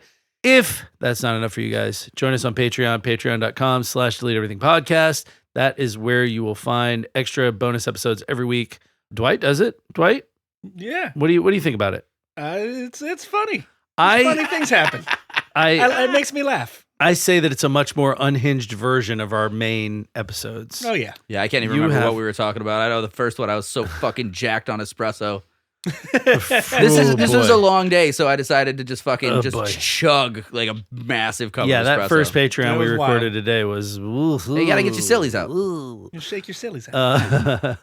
Anyway, that's the best way if you want some more of us. Patreon, that's the place to find us. Also, YouTube, fucking Instagram. Be sure to stay tuned for our live show for our anniversary on September 9th. We would love for you to join us on that. And other than that, see you next week. Bye. Bye.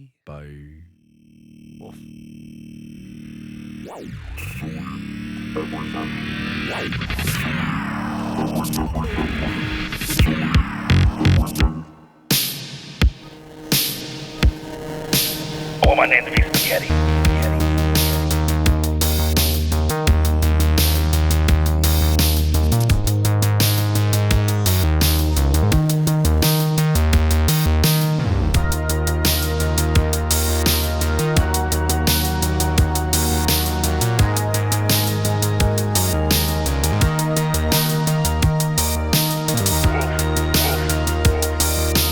Bark, bark, bark, bark, bark, bark.